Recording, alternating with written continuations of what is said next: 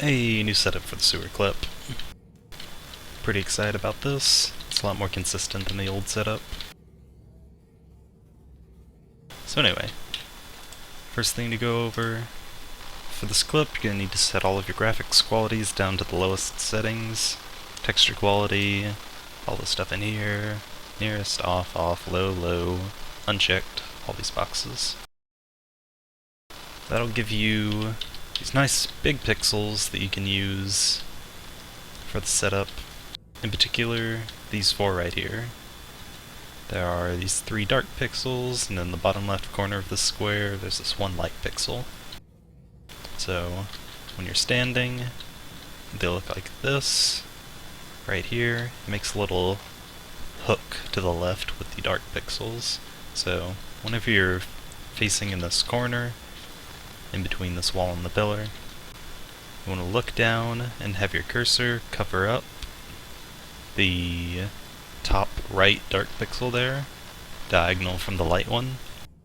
And from this point, instead of like backing up and running my face into the wall like we did for the old setup, I'm just going to be running forward, Shift W, and after a second of running into the wall, like a set amount of time of running into the wall, it'll always just clip me right through. After that, I'm going to jump input with scroll, turn my camera sharply to the left and land on the floor on the other side of this wall right here. So I'll try and do that now.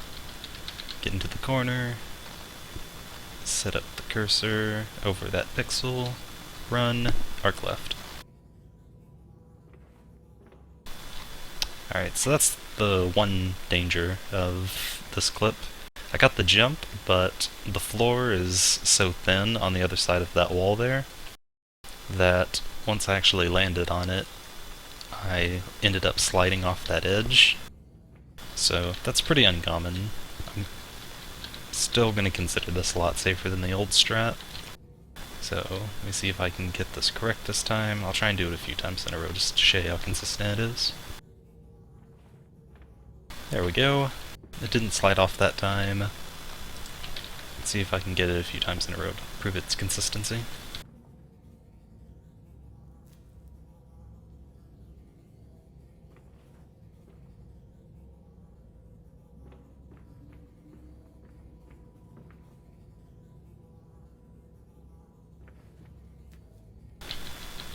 That's another good thing about this trick, is that if you end up like arcing to the left too early and jumping too early, then you're still going to be in bounds and you can just set this up again, so it's a bit safer in that regard as well. So yeah, it's like 3 out of 4 times. There is the danger that you can slide off this floor right here, but I think that's a minimal risk compared to the old one, where you would just run your face into the wall and hope you clip through. And since you have so much more time to jump out of this trick, it actually gives you a bigger window to hit this as opposed to the old trick, because the old way we did it was running through this wall and switching our run inputs from forward to back, and if you ended up switching your input from forward to back too late, you would have too much forward momentum, and then you would just fall off this ledge right here, and you would die. But as long as you have just a little bit of your circular hitbox on a floor, you can perform a jump input, which is nice. So it gives you a lot wider window to perform this trick with this setup. I'll go ahead and show the rest of the sewer route, just because I haven't done a video of that. Climb up on this wall, run along to this spot, jump off this tunnel onto this invisible wall. Sometimes you fall down onto this little section, but then you can just boost up into this corner here. We run over to the decontamination room, jump over that, get on top of these pipes right here.